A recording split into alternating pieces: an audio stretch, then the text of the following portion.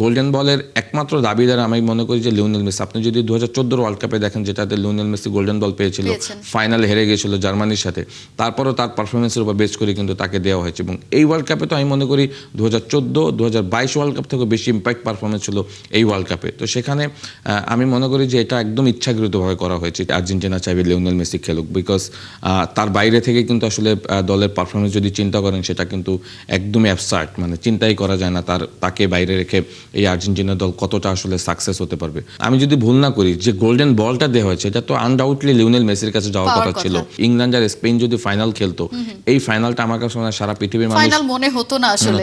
এমবাপ্পেকে টপকে গোল্ডেন বুটটাও জিতে যেতে পারতেন, কিন্তু সেই আক্ষেপটা রয়ে গেল লিওনেল মেসির, যে ক্যারিয়ারে শুধু ওই একটা জিনিসই এখন পাওয়া হলো না। মেসি যখন ড্রিবল করে, মেসি যখন বল নক করে, এই সৌন্দর্যটা অন্য কোন প্লেয়ারের ভিতরে আপনি দেখেন ফুটবল এটা কোথাও পাওয়া যাবে না। ডেফিনেটলি আর্জেন্টিনা একটা ক্রাইসিস মোমেন্টে পড়ে যাবে যখন লিওনেল স্কেনি বা লিওনেল মেসি যদি এই দলটা থেকে সরে যায়। This pain is immense.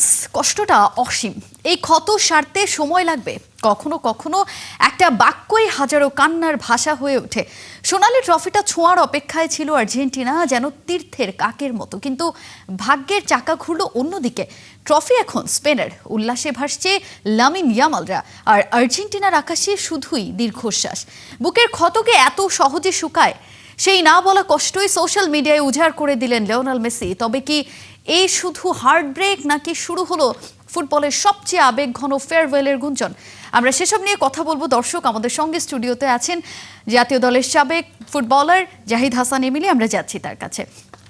Emily ভাই, আপনাকে স্বাগত জানাচ্ছি। ধন্যবাদ। বিশ্বকাপের ফাইনালটা আমরা দেখলাম, এবং যেমন প্রত্যাশা করেছিলাম, আমার মনে হয় ওইরকম আর্জেন্টিনাকে দেখতে পাইনি। আর্জেন্টিনাকে আরও অনেক দারুণভাবে কামব্যাক করার যে একটা প্রথা ছিল আর্জেন্টিনা, সেটাই আমরা দেখতে চেয়েছিলাম, কিন্তু হলো না। এরপরে আসলে এখনকার বিশ্বকাপ শেষ হয়েছে, তার পরের গল্পটা শুধুমাত্রই সবার একটা চিন্তা, লিওনেল মেসি কি আসলে অবসরে যাচ্ছেন কিনা, লিওনেল মেসি আসলে এরপরে কি করবেন, আদৌ কি লিওনেল মেসি আগামী বিশ্বকাপটা খেলবেন কিনা? ধন্যবাদ আবারও আপনাকে। আগামী বিশ্বকাপ লিওনেল মেসি খেলবে কিনা এটার কিন্তু কোনো স্টেটমেন্ট তার কাছ থেকে পাওয়া যায়নি। ইভেনচুয়ালি কোনো কোচিং স্টাফ বা অন্য কেউ এখন পর্যন্ত দেয়নি। তো সেটা হয়তো আরও পরে দূরে কিছু কথা পরে হয়তো জানা যাবে যে তারা আসলে কোন প্ল্যানে যাচ্ছে লিওনেল মেসি, কিন্তু এবং লিওনেল মেসির ব্যক্তিগত কি প্ল্যান রয়েছে।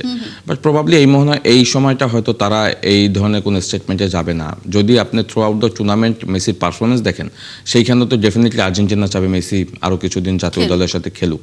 কারণ এখনও আমার কাছে মনে হয় যে আর্জেন্টিনা দলের যদি দেখেন মেইন স্ট্রেংথের জায়গা লিওনেল মেসি। হ্যাঁ, কারণ এই ওয়ার্ল্ড কাপ শুরুর আগে ধরে নিয়েছিলাম যে লিওনেল মেসি কিরকম পারফর্ম করে, লিওনেল মেসি এক্স্যাক্টলি। বাট সেখানে যদি দেখেন, আমি যেটা মাই ব্যক্তিগত পার্সপেক্টিভ থেকে একটা কথা বলি, আপনি যদি দেখেন পুরো ওয়ার্ল্ড কাপটা যেভাবে আসলে এক্সাইটমেন্ট ছড়িয়েছে, তার আমার মনে হয় যে যদি 60% বাকি প্লেয়াররা করে, 40% মেসি কিন্তু একাই এই ওয়ার্ল্ড কাপের একটা ইমেজ তৈরি করেছে আপনার এই এক্সাইটমেন্টের জায়গাটায়। তো সেখান থেকে ডেফিনেটলি মেসিকে অবশ্যই চাইবে সবাই আরও কিছুদিন জাতীয় দলের সাথে থাকুক, খেলুক, যেহেতু সামনে 2028-এ কোপা আমেরিকা আছে।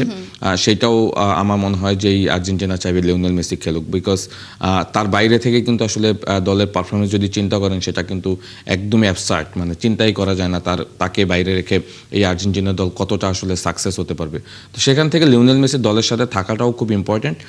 প্রবাবলি হয়তো সে আরও কিছুদিন হয়তো খেলবে, বিকজ তার পারফরমেন্স সেটা বলছে। হ্যাঁ, এমন না যে সে ওয়ার্ল্ড কাপে পারফর্ম করতে পারেনি। দেখেন যে ভাবে সে আসলে শুরুর দিকে যদি ম্যাচগুলির কথা চিন্তা করেন, 2 ম্যাচে 5 গোল, হ্যাট্রিক, এরপরে আবার প্লে মেকারের জায়গা থেকে যেভাবে অ্যাসিস্ট করে দলকে একদম ফাইনাল পর্যন্ত নিয়ে আসছে, তার কন্ট্রিবিউশন তো আসলে এই দলটাতে সব থেকে বেশি। অ্যাট আ গ্ল্যান্সে গেলে আসলে লিওনেল মেসি পারফর্ম করেছেন, যদি একেবারে ওয়ান ওয়ার্ডে ডেসক্রাইব করতে হয়। এক্স্যাক্টলি, মানে তার বাইরে থেকে তো আসলে ওইভাবে যারা পারফর্ম করছে তারা জাস্ট তাকে সাপোর্ট করা, বাট এক্সট্রা অর্ডিনারি পারফরমেন্স কিন্তু সেই দেখিয়েছে। তো সেখান থেকে লিওনেল মেসিকে অবশ্যই চাইবে, নট অনলি আর্জেন্টিনার ফ্যান, লিওনেল মেসির সারা বিশ্বে যত ফ্যান রয়েছে সবাই চাবে লিওনেল মেসি আরও জাতীয় দলে খেলুক। বিকজ লিওনেল মেসি যদি জাতীয় দলে না খেলে, আপনি একটু ভাবেন মানে আমরা আসলে কার খেলাটা উপভোগ করবো। এখনও সে যেভাবে আসলে আমাদেরকে ম্যাচের পর ম্যাচ যে এক্সাইটমেন্ট দিয়ে যাচ্ছে বা যে এন্টারটেনমেন্ট দিয়ে যাচ্ছে, সেইটা সে না থাকলে আসলে ওই জায়গাটা কে দিবে বা আমরা কার খেলাটা উপভোগ করবো। সেই জায়গা থেকে আমার মনে হয় যে এখনই আসলে তার রিটায়ারমেন্টের সময়টা আসে নাই, বিকজ 2022 ওয়ার্ল্ড কাপ চ্যাম্পিয়ন পর আমরা ধরে নিয়েছিলাম সে হয়তো খেলবে না। বাট তারপরে কিন্তু এই ওয়ার্ল্ড কাপে এসে যেভাবে মানে তার পারফরমেন্স দেখিয়েছে, আমার মনে হয় 2022 ওয়ার্ল্ড কাপ থেকে বড় ইম্প্যাক্টফুল পারফরমেন্স এই ওয়ার্ল্ড কাপে ছিল।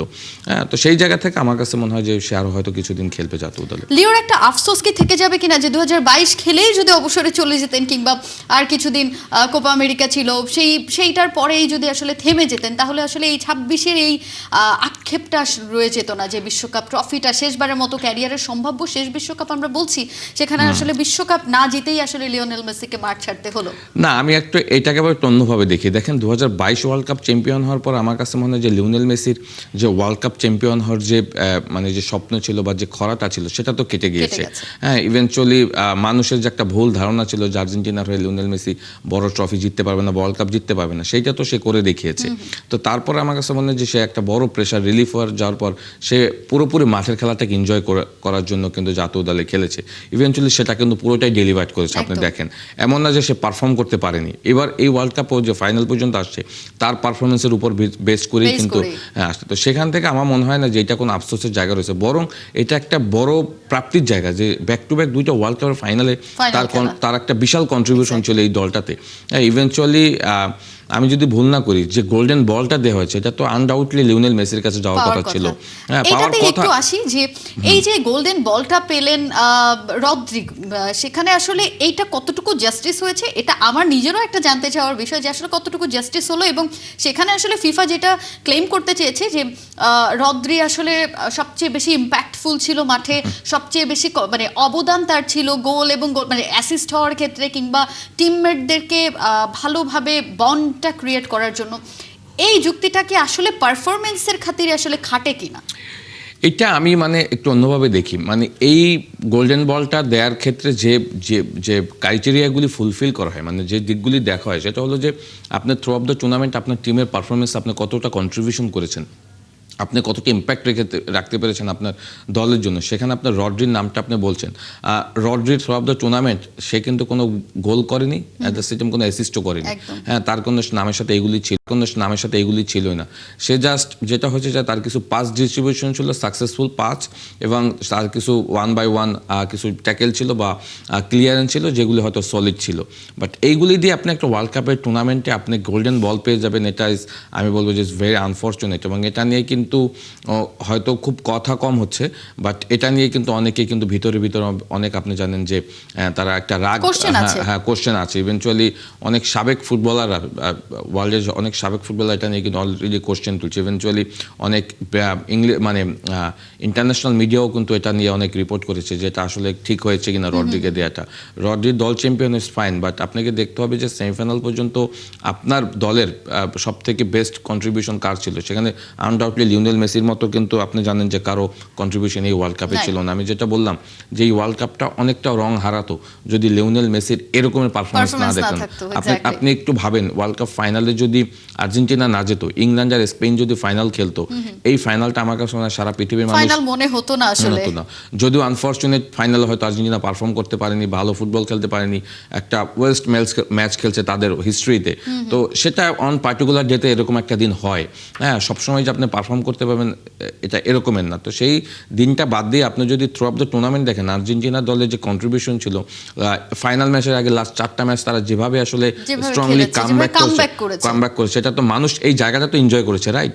তো সেই জায়গা থেকে আমি বলবো যে গোল্ডেন বলের একমাত্র দাবিদার আমি মনে করি যে লিওনেল মেসি। আপনি যদি 2014 ওয়ার্ল্ড কাপে দেখেন যেটাতে লিওনেল মেসি গোল্ডেন বল পেয়েছিল, ফাইনালে হেরে গিয়েছিল জার্মানির সাথে, তারপরও তার পারফরমেন্সের উপর বেস করে কিন্তু তাকে দেওয়া হয়েছে। এবং এই ওয়ার্ল্ড কাপে তো আমি মনে করি 2014, 2022 ওয়ার্ল্ড কাপ থেকে বেশি ইম্প্যাক্ট পারফরমেন্স ছিল এই ওয়ার্ল্ড কাপে। তো সেখানে আমি মনে করি যে এটা একদম ইচ্ছাকৃতভাবে করা হয়েছে। ইন এ সেন্স এই কারণে বললাম, আপনি যে আর্জেন্টিনাকে নিয়ে কিন্তু এই ওয়ার্ল্ড কাপ অনেক কন্ট্রোভার্সি হয়েছে। হ্যাঁ, মেসিকে ফিফা বয় এগুলি বানানো হয়েছে। সো আমার কাছে মনে হয় যে এই জিনিসগুলি ফিফা এক সাইডে রেখে এই কন্ট্রোভার্সিগুলিকে দূর করার জন্য যে ফিফা আসলে কাউকে কোনোভাবেই মানে কি বলবো, মানে কোনো পক্ষে যায়নি, যার কারণে তারা আসলে তাদের জায়গাতে একটা নিজেদের জায়গাটা অবস্থানটা ঠিক রাখার জন্য আমার কাছে মনে হচ্ছে রড্রিকে দিয়ে মেসিকে না দিয়ে জিনিসটাকে আমার মনে হয় তার মানে minimize করতে। কন্ট্রোভার্সিকে ধামাচাপা দেওয়ার জন্য ফিফার এই আমার সেটা মনে হয়েছে এই আমার attempt। সেটা মনে হয়েছে কারণ আদারওয়াইজ এইটা লিওনেল মেসির বাইরে আমি কাউকে দেখি না এই গোল্ডেন বলে যোগ্য দাবিদার আমি না, কাউকে দেখছি না exactly। এটা আসলে আমাদের মতো ভক্ত যারা তাদের মনেও এই প্রশ্নটা ছিল যে এটা আসলে কেন হলো। এখন আসলে লিওনেল মেসির একটা জিনিস জীবনে তো মানে ক্যারিয়ারে যা যা পাওয়া সম্ভব আসলে সবকিছু পাওয়া পেয়ে হয়ে গেছে, গেছে। একটা গোল্ডেন বুটের জন্য লিওনেল মেসির একটা অপেক্ষা ছিল, যেটা কিনা এইবার পাওয়ার একটা সম্ভাবনা ছিল। কিলিয়ান এমবাপ্পের সঙ্গে একটা হাড্ডাহাড্ডি লড়াই হচ্ছিল, সেই জায়গাটাতে ফাইনাল ম্যাচে হয়তো হ্যাট্রিক করতে পারলে কিংবা 2টা গোল এবং একটা অ্যাসিস্ট করতে পারলে সেখানেও লিওনেল মেসি এমবাপ্পেকে টপকে গোল্ডেন বুটটাও জিতে যেতে পারতেন। কিন্তু সেই আক্ষেপটা রয়ে গেল লিওনেল মেসির যে ক্যারিয়ারে শুধু ওই একটা জিনিসই এখন পাওয়া হলো না। না আপনি দেখেন যে মেসির মানে ওয়ার্ল্ড কাপ যে 3টা ওয়ার্ল্ড কাপ ফাইনাল খেলেছে, হ্যাঁ 3টাতেই কিন্তু ইন্ডিভিজুয়াল তার কিছু না কিছু কিন্তু পারফরমেন্স তো ছিল, কিছু ট্রফিও ছিল, অ্যাচিভমেন্ট ছিল, তো সেটা এই ওয়ার্ল্ড কাপে সে পায়নি। ইভেনচুয়ালি আপনি যেটা দেখেছেন যে এই ওয়ার্ল্ড কাপে কিন্তু কিলিয়ান এমবাপ্পে এবং মেসির যে আসলে লড়াইটা হয়েছে এটাও কিন্তু মানুষ অন্যভাবে এনজয় করেছে। তারা দুইজন এখন কিলিয়ান এমবাপ্পের 22 গোল, লিওনেল মেসির 21 গোল। কেউ আমরা ধরে নিয়েছিলাম এই ওয়ার্ল্ড কাপের আগে যে লিওনেল মেসি আসলে এই ওয়ার্ল্ড কাপে 8টা গোল করবে, 4টা অ্যাসিস্ট করবে, তার গোল সংখ্যা 21 হয়ে যাবে, ওয়ার্ল্ড কাপ হিস্ট্রিতে সব থেকে বেশি ম্যাচ খেলা প্লেয়ার সে হবে। তো সেই জায়গা থেকে সেটা তো সে করে দেখিয়েছে। কিলিয়ান এমবাপ্পে তার সাথে সাথে কিন্তু একটা বিশাল ফাইটিং কম্পিটিশন তৈরি করেছে, যেটা দেখতে ভালো লেগেছে। এন্ড অফ দ্য যে কিলিয়ান এমবাপ্পে হ্যাভ স্ট্রেংথ, যে আমার কাছে মানে ইজ ভেরি ইয়ং স্টিল, তার আরও সময় রয়েছে এই রেকর্ডগুলিকে আরও সামনের দিকে নিয়ে যাওয়ার জন্য। 22 গোল করেছে, সে এখন টপ স্কোরার এই ওয়ার্ল্ড কাপ হিস্ট্রির। ইভেনচুয়ালি এবার তো সে গোল ব্যাক টু ব্যাক 2টা ওয়ার্ল্ড কাপে সে গোল্ডেন বুট পেয়েছে। এটা তো আসলে আমি বলবো যে ইন্ডিভিজুয়াল তার জন্য বিশাল একটা অ্যাচিভমেন্ট, এবং হিস্ট্রিতে এই একজনই যে কিনা ব্যাক টু ব্যাক দুইবার পেয়েছে। তো সেখানে আমি বলবো যে লিওনেল মেসি তার সাথে বড় একটা কম্পিটিশন করেছিল, বাট যেটা হয় যে থার্ড ম্যাচ প্লেসের নির্বাচনী ম্যাচ যেটা ছিল ইংল্যান্ড ফ্রান্স, সেখানে কিলিয়ান এমবাপ্পে তো এগিয়ে গেল 10 গোল করল, লিওনেল মেসি 8 গোল। আমি বলবো যে লিওনেল মেসি এই সময়টা তো এসো Kylian Mbappe, Erling Haaland, Harry কেনদের মতো প্লেয়ারদের সাথে, স্ট্রাইকারদের সাথে যেভাবে আসলে তাল মিলিয়ে গোল করে গিয়েছে, রেসটা কন্টিনিউ করে গেছে, সেটাই তো আমি বলবো যে বিশাল একটা অ্যাচিভমেন্ট এই 39 ইয়ার্স বয়সের একজন প্লেয়ার। যেটা বলছিলাম যে ওয়ার্ল্ড কাপ শুরুর আগে আসলে মেসি কিন্তু তো আমরা অনেক কথা বলেছি যে মেসি কতটা গেম টাইম পাবে, আদৌ আসলে খেলবে কিনা, বা পরে খেলবে কিনা, বা প্রথমে খেললে কতটুকু সময় খেলবে। বাট আপনি যদি দেখেন এই ওয়ার্ল্ড কাপের লাস্ট 5টা ম্যাচ, একটা ম্যাচ সে শুধু সাবস্টিটিউট খেলেছে, বাকি সব ম্যাচগুলি কিন্তু সে দেখবেন যে পুরো সময়টাই খেলেছে। ইভেনচুয়ালি লাস্ট 5টা ম্যাচে 2টা ম্যাচে 120 মিনিট খেলেছে, 3টা খুব হাই ইন্টেন্সিটি ম্যাচ 100 মিনিটের সময় ধরে খেলেছে। সো ভাবা যায় সে অ্যাসিস্ট করেছে, হ্যাঁ টিমের একদম মেইন উইনিং মোমেন্টসগুলিতে তার পারফরমেন্স ছিল একদম দেখার মতো, স্পেশালি ইংল্যান্ডের সাথে ম্যাচটা যদি দেখি, একদম ক্রুশিয়াল মোমেন্টে তার ওই পারফরমেন্স ডেলিভারি যেভাবে করেছে এটা তো সারা বিশ্ব সারা জীবন মনে রাখবে। এবং আপনাদের যে রিপোর্ট যেভাবে দেখানো হয়েছিল সেখানে তো মেসি এখন সারা পৃথিবীর একটা ইমোশনের জায়গা। হ্যাঁ এটা হয়তো অনেকে সাপোর্ট করবে কি করবে না আমি জানি না, বাট মেসি বিশ্ব ফুটবলটাকে এমন একটা উচ্চতায় নিয়ে গিয়েছে, এমন একটা জায়গায় নিয়ে গিয়েছে যেটা আগামী 100 বছর বা এর পরের সময়টাতে এই জায়গাটা কে আসলে ম্যানেজ করবে এটা কিন্তু এখন আমরা জানতে মানে বুঝিনি। একটা তর্ক কিন্তু আজীবনই থেকে গেছে যে হু ইজ দ্য গোট, সেই জায়গাটাতে এবার লিওনেল মেসিকে আসলে গোট বলার যে অপেক্ষাটা, যে একটা তর্ক কিন্তু থেকেই যেত, আসলে কি লিওনেল মেসিকে বেছে নেবে গোট হিসেবে নাকি রোনালদো, সেই জায়গাটাতে তর্ক সবসময়ই থাকে। কিন্তু এবার আসলে সবার একটা ছিল যে একটা আশা ছিল লিওনেল মেসি এবারে বিশ্বকাপটা জিতে গেলে সেই তর্কে একটা ফুল স্টপ পড়ছে, একেবারে নিশ্চিতভাবেই পড়ছে। সেই জায়গায় লিওনেল মেসি আবারও একটা বিশ্বকাপ জিততে পারলেন না, সেই 14র মতো ফাইনালে গিয়েও আসলে ট্রফিটা ছোঁয়া হলো না, এই আক্ষেপটা থেকে গেল। এবং এবার কি তাহলে সেই তর্কে ফুল স্টপটা পড়লো নাকি এখন পর্যন্ত সেই তর্ক চলবে? না, এই তর্কে ফুল স্টপ অনেক আগেই পড়েছে। হ্যাঁ এটা হয়তো এখন অনেকে মেনে নিতে পারছে, অনেকে পারছে না মেনে নিতে পারছে না কারা, সেটা সেই দলটার সম্পর্কে আমার ধারণা নেই। বাট লিওনেল মেসি যে গ্রেটেস্ট অফ অল টাইম, মানে এটা তো আসলে সে 2022 ওয়ার্ল্ড কাপ যাওয়ার পরে সেটা হয়ে গিয়েছে। দেখেন একটা সময় মেসির সাথে কিন্তু পেলে ম্যারাডোনা তুলনা করতো, বাট ওই মেসি যে ওয়ার্ল্ড কাপ জিতে নেই শুধু ওই একটা আক্ষেপই ছিল, বা সেটা যখন সে 2022-এ করে ফেলেছে। আপনি চিন্তা করেন একজন প্লেয়ার 8টা ব্যালন ডিওর, মানে একটা সিজনে 91 গোল বার্সেলোনা প্রাইম টাইমটাতে, তারপরে সব থেকে বেশি ট্রফি জয় এনজয় করা, ইন্ডিভিজুয়াল তার যে খেলার কারিশমাটা, আমি এইগুলো এক সাইড দিলাম, তার মাঠের পারফরমেন্স যদি দেখেন, মেসি যখন ড্রিবল করে, মেসি যখন বল নক করে, এই সৌন্দর্যটা অন্য কোন প্লেয়ারের ভিতরে আপনি দেখবেন। এইখানে আমি আনডাউটলি, আমার সাথে হয়তো অনেকে ডিফেন্ড করবে, দ্বিমত পোষণ করবে, আমি মেসির ধারে কাছেও কাউকে দেখছি না সর্বকালের সেরা প্লেয়ারের যে জায়গাটা বলছেন। ইভেনচুয়ালি আমরা যখন প্লে ম্যারাডোনায় খেলা দেখতে পারি না, বাট আমরা শুনেছি আমাদের সিনিয়রদের কাছ থেকে, তারাও এখন স্বীকার করছে যে Messi undoubtedly greatest of all time, এর ধারে কাছেও আসলে এখনো প্লে ম্যারাডোনাকে সে অনেক আগেই ছাড়িয়ে গিয়েছে। তো সেই জায়গাটা আপনি যেটা বলছেন ফুল স্টপ, এটা অনেক আগেই পড়েছে, এটা নিয়ে আমার কাছে মনে হয় যে কোশ্চেন। আর একটা ব্যাপার হলো যে 39 বছর বয়সে এসেও আর্জেন্টিনাকে আসলে যে পারফরমেন্সে দেখিয়েছে, এখান থেকে তো আসলে আমরা আরও ধরতে পারি যে মেসি আসলে কোন লেভেলের প্লেয়ার, মেসি আসলে পার্টিকুলার ডেতে মেসির কত কিছু করার ক্ষমতা থাকে। হ্যাঁ, বিকজ ইংল্যান্ডের সাথে যদি ম্যাচটা দেখেন, আমরা ধরে নিয়েছিলাম যে ম্যাচটা হারতে যাচ্ছে, বাট তার ওই দুইটা মোমেন্টস কিন্তু পুরো ম্যাচ চেঞ্জ করেছে। এটা নট অনলি ওই ম্যাচটা, তার থ্রু অফ দ্য কেরিয়ারেই কিন্তু সেই রকমের ম্যাচ, মানে কত যে ম্যাচ এরকমের সে উইনিং মোমেন্টস দিয়েছে, সেটা তো আমরা সবাই জানি। তো সেটা বলবো যে লিওনেল মেসিকে নিয়ে আমার মনে হয় যে এই ধরনের কোশ্চেন জাস্ট আমরা করার জন্যই করি, বাট এটা আসলে তার জন্য কখনোই ফেয়ার না। স্পেনের ব্যাপারে একটু আসতে চাই। আসলে ট্রফি জেতার জন্য যেই দলটা ডিজার্ভিং ছিল তারাই আসলে জিতেছে, এবং স্পেন যে পারফরমেন্স দেখিয়েছে সেইটা আসলে কোনো কিছু দিয়েই আসলে মেজার করার মতো না আমার মনে হয়, এবং তাদের performance up to the mark ছিল বলেই বিশ্বকাপ জিততে পেরেছে। স্পেন এখন দেশে ফিরেছে, দু দলই আসলে দেশে ফিরেছে। লিওনেল মেসি খেলবেন কি খেলবে না, ওদিকে স্কালোনির একটা অলরেডি একটা হিন্ট দিয়ে ফেলেছেন যে ডিসেম্বর পর্যন্ত সে হয়তো দলের সঙ্গে আছেন, এরপর আর থাকবে না। এই আর্জেন্টিনা দলটার এরপরে কি হবে? লিওনেল স্কালোনি এবং লিওনেল মেসি এই দুইজনই তো আসলে পুরো আর্জেন্টিনা দলটার সামলানোর যে বিষয়টা সেটা করেছেন, একটু ছোট্ট করে জানতে চাইবো। না, ডেফিনেটলি আর্জেন্টিনা একটা ক্রাইসিস মোমেন্টে পড়ে যাবে যখন লিওনেল স্কেনি বা লিওনেল মেসি যদি এই দলটা থেকে সরে যায়। হ্যাঁ, একটা স্ট্রাগল তাদের তৈরি হবেই। হ্যাঁ, বিকজ এদের দুজনের বাইরে কিন্তু দলের স্ট্রেংথ আমার মনে হয় যে 50% কমে যাবে, তারও বেশি কমে যাবে। তো তখন হয়তো তারা সার্ভাইভ করতে পারবে, বিকজ দলে আবার কিছু প্লেয়ার আছে, ট্যালেন্টেড প্লেয়ার আছে, যারা হয়তো দলগতভাবে একটা টিম হয়ে যদি খেলতে পারে ওই জায়গাটা সার্ভাইভ করতে পারবে। বড় মেজর কোনো ট্রফি জেতা বা একদম বড় ধরনের কোনো অ্যাচিভমেন্ট করতে গেলে আসলে যে ধরনের একজন লিডার লাগে বা একজন প্লেয়ার লাগে, সেইটা একটা বড় অ্যাবসেন্স তো থেকে যাবে। আর স্পেনের কথা বলছেন, Spain through of the tournament outstanding ছিল।